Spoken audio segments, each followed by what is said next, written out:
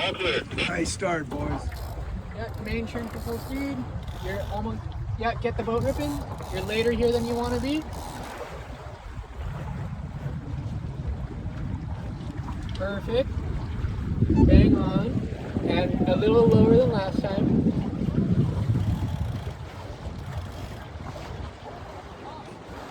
Can you see the time to burn in that film? Yeah. You need to zoom in on it a little more, maybe? Oh.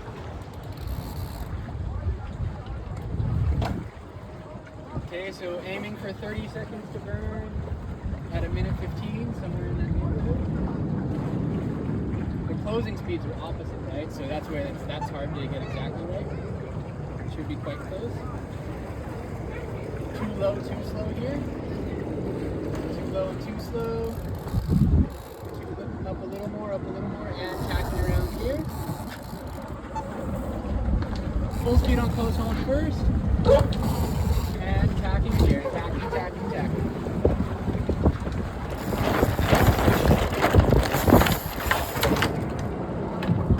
Okay. 20 seconds to burn. We want to beam reach and then do a high kill and then a trigger pull, okay? Beam reaching, good. Still 20 seconds to burn. Alright, now high kill. Big high kill. Pearl jig. Keep that momentum, don't turbo down too much. We're almost on the ley line.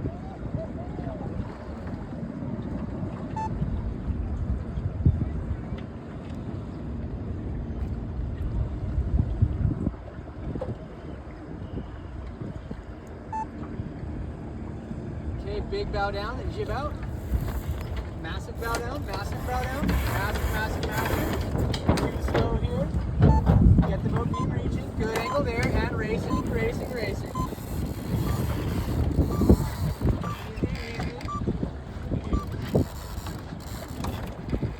Oh. A little late. Okay, thanks for asking me this, Nikki, actually, because been wanting to make a video on keelboat starting for a lot of stuff I'm doing right now, so if I do a good job of this, it'll maybe be part of it, or this will be the practice run, and then I'll get better at giving this talk, so this was timely. Been doing a lot of different keelboat starts for a lot of different owner drivers right now, and doing pretty good at it. We've had a lot of starts have been a strength for sure. And one of the things that I've been doing is always repeating a similar process, which you guys know is an effective approach all the time. So the start process, which is in that Vaqueros video I sent you, this is the process that we did in that video. You can't really see anything except for the data on the Vaqueros in that video, so you're missing where the boat actually sailed. So let's just try to go through it as quick and simple as I can here. All right, here's the start line.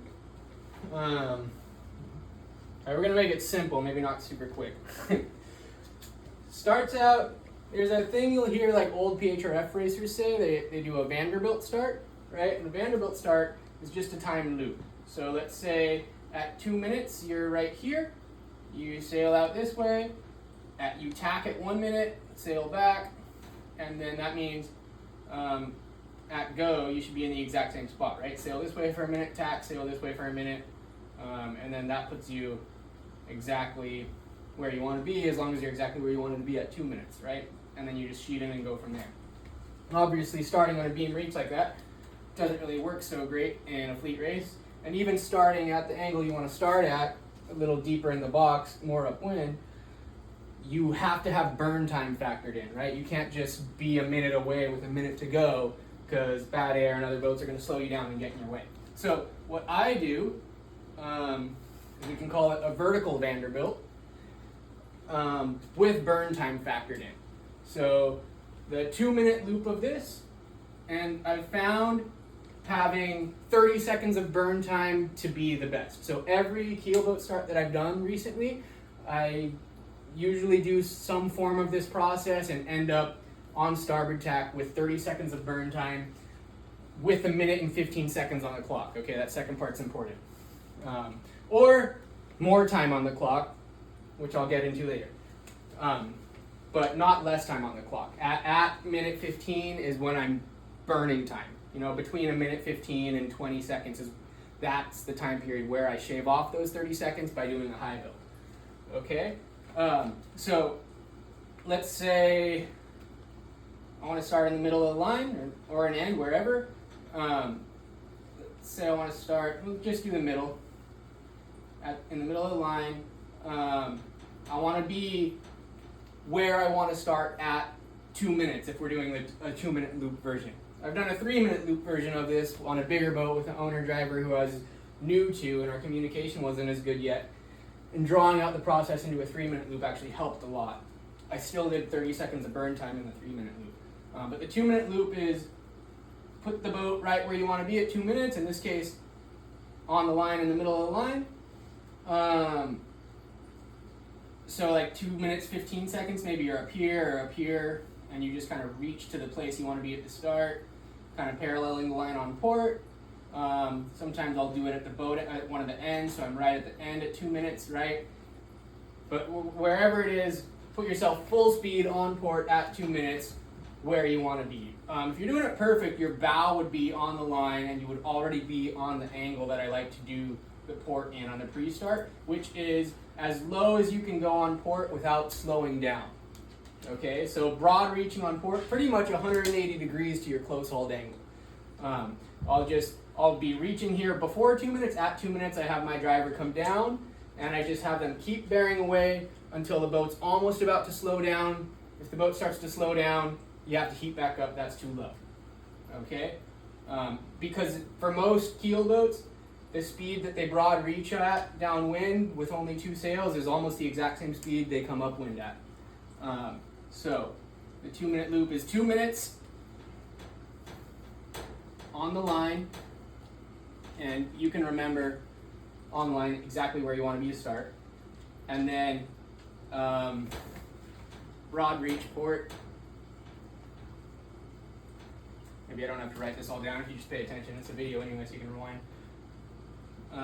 So 2 minutes, broad reaching on port. Now, what time do I want to turn around if I want 30 seconds of burn time? Right? Pause the video so you can think about it in your head, because I'm going to tell you the answer in a sec. The answer in a 2-minute loop is 1 minute and 15 seconds. Right? I want to be mid turnaround at 1 minute and 15 seconds. And the maneuver takes a little bit of time, so you want to factor that in. So I want to be halfway through my bottom turn on a beam reach, heading up at 1 minute and 15 seconds.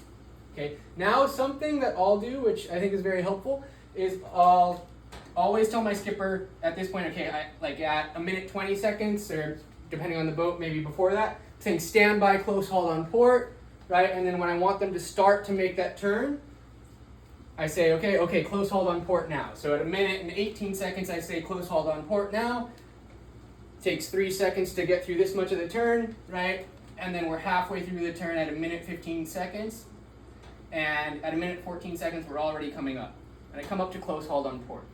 Okay? Now, with this vertical Vanderbilt, whether you're sailing upwind on port or sailing upwind on starboard, it does the same thing to your time to burn and your time to line, right?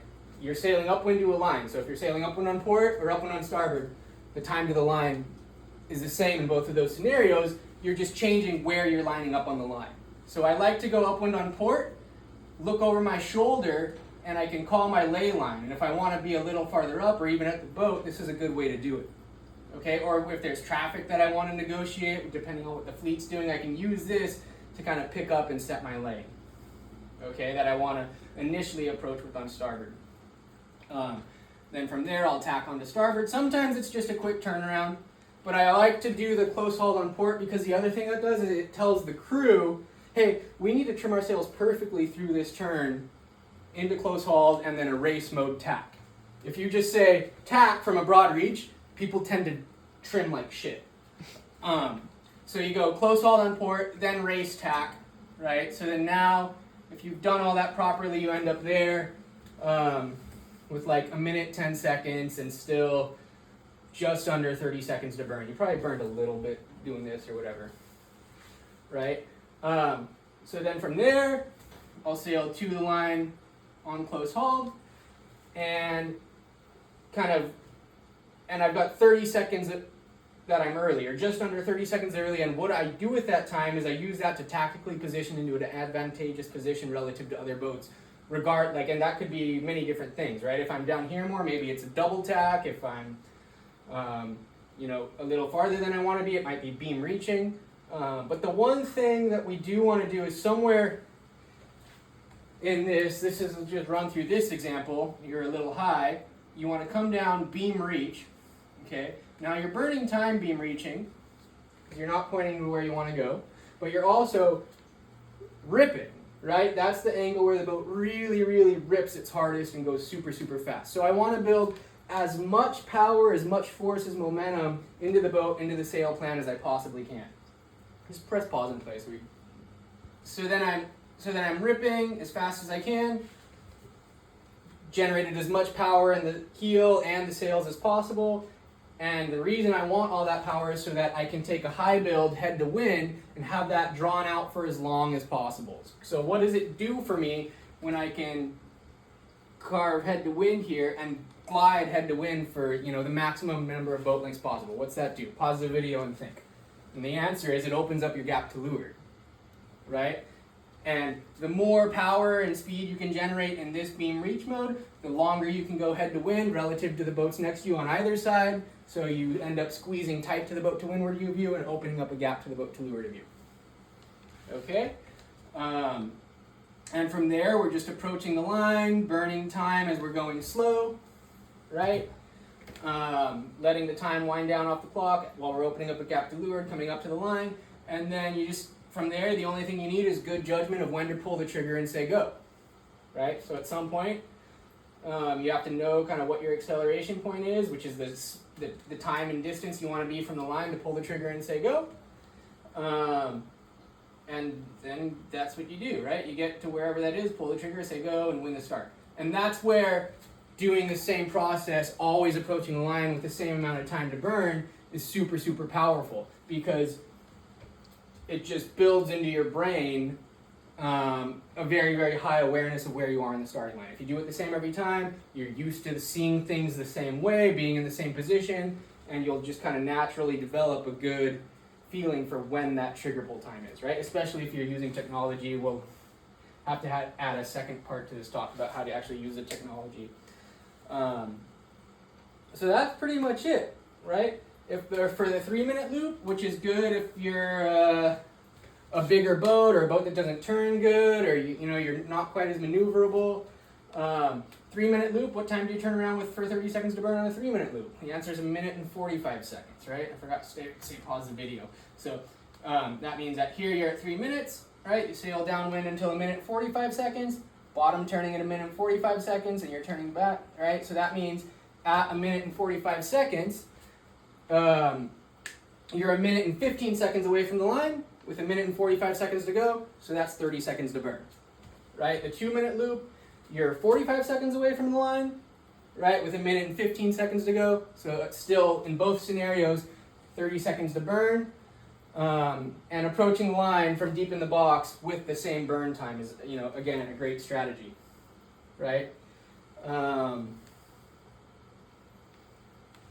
Yeah, okay. Now, the one thing you need to watch out for, and you can see this and you watch the Vacros video, watch how fast the time to burn and time to line numbers are changing as you're sailing away from the line on port, right? They're changing very, very fast. You can, the way the one instrument does it is it shows you a line on the graph of time to line, right? Or time to burn, which is accurate timing to the line. And so you're sailing down as the ladder rung that is on time, full speed is approaching, and that closing speed gets really, really, really fast. So what I'm trying to illustrate is, if you screw this up, the rate at which you're screwing it up, the time's multiplied, and if half a boat length off becomes a full boat length off. 1 boat length off becomes 2 boat lengths off. So this gets real critical, and what you can do, especially if the other fleet's not playing this deep in the box game and they're all just beam reaching around here, you can do a longer drawn out bottom turning and that maybe is not as good for your timing, but it's safer. potentially, especially if you're new to this process. I'm good at this process and have done it a ton, so I don't really need to do that so much. But yeah, you can react to the fleet in this situation and use the space that you have, right? Yeah. So you want to create space, and then you want to use all the space you have. One of the ways you create space is by doing this giant low, fast power build, right? And then when you're coming up high, you're creating space. Another way you're creating space is when you go close hauled on port, right? If you do the one where you go close hauled on port and you're sailing upwind on port on time, right? You're accurately ranging your time on distance to the line, but then you're also can adjust your target start point by choosing when to tack back to starboard, right? While you're also timing your approach to the line. So you want to create space, create that gap to leeward, just like in dinghies. And then another good tip is like use all the space that you have, right? So there was one time I was doing an islands race on a big 60-foot boat, and I forgot, I was the offside trim, I think. So someone else was calling the start, but they were kind of like open in their communication, like they were asking for feedback or something. We were just kind of all talking. And we wanted to win the pin, so we were sailing this way on the pin, right? And we saw the whole fleet coming up here. And if you want to win the pin, and you're setting up to be the most left-hand course left boat on port, and let's say you want to do my approach perfectly, right? Where you come down here, do this, loop around, build speed, and then you're head to wind here. I've got a good Etchells video of us doing exactly that. That's like, there's a low margin of error, it's kind of high risk, right? So respond to the fleet, don't just like, make it easier on yourself whenever possible, right? So if the whole fleet is just not crowding the pin so much, you know you want dead pin, you don't have to get so deep in the box, you don't have to get so close to ley line. You can sail up to that leewardmost boat, right? Tack just to leeward of them and make it easy, right? If there's a big fight for the pin, you might have to do a perfect job of this to win it, okay? And then one of the ways that's kind of in between these two starts, which is good, which is a great thing to practice. I actually did this on Wednesday on the Far 40 start, is kind of a mix of a vertical Vanderbilt and a standard Vanderbilt. And the variation of that I did was, here's dead downwind from the pin end. We were dead downwind from the pin end with 2 minutes to go. Okay, but still kind of deep in the box. And so the variation I did there was reach over here, tack at like 1:10 right, and beam reach back. And if you don't want to start dead pin in this variation, because you're not using up so much vertical space, right? Be dead downwind from the pin at 2 minutes. You can be like somewhat aggressive on trying to set up for the leeward side of the boat of the start, but if it looks nasty, you just notch up a few spots. So dead downwind of it on 2 minutes, kind of like a tight reach this way, tack exactly at 1 minute, tack back, and you know you're not going to run out of runway to the pin end, right? Which is a powerful thing to know. Then from there, you're comfortable reaching into whatever lane you want, finding somebody to hook, and then you high build to lure to that guy, push them high. Okay. Yeah, that's basically it. Okay, so just one more simple run through, right? 2 minutes and 15 seconds here, right? And they say in this one we want to win the boat. 2 minutes there, right? Rod reaching halfway through the bottom turn at 1:15. It's a terrible 5, right? And what I think is important is calling the close hauled on port. Okay, so we come upwind close hauled on port. Then I can actually look over my shoulder and call my ley line. Because what a lot of people will do in their last tack at the start, even if they're not broad reaching, even beam reaching, they'll just go from beam reach into tack. This is like a 140-degree turn or something crazy, right?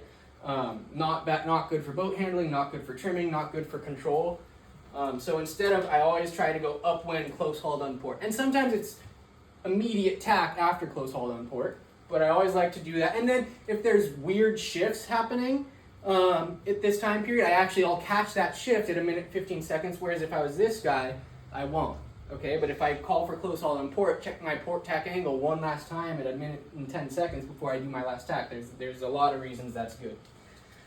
Okay, tack onto starboard, and then from this tack, this is kind of like your ley line, right? So we're actually above the ley line here of the boat end, or wherever we want to start, even if it's the middle of the line, right? We're above the ley line to where we want to start, but that's not really the way we want to approach the line. We're above it so that we can beam reach down, create a shit ton of power in our setup, right? Then we sail actually below the ley line as low as we can go without losing the ability to get back to it or even above it when we do the high build, right? So then we go head to wind, and this is probably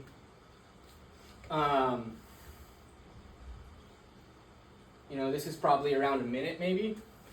I don't know. It depends on the type of boat. The bigger the boat is, the earlier your killing time and the longer your killing time for, right? The more it's a dinghy, you kind of zoom into the spot and luff a little longer, right? Which you guys know. Bigger, heavier boats carry more momentum and accelerate slower, right? The smaller boats carry less momentum but accelerate a lot faster. So that just changes how you burn that 30 seconds. Okay, you take this power head to wind, glide head to wind, right? And that's like from 50 to 20 seconds, right? And then, somewhere around 15 seconds, you probably want to be pulling the trigger. So you're actually above the ley line to your target point here, and then back down to accelerate full speed on time when you start. Okay, I think that's good. 40 seconds to go.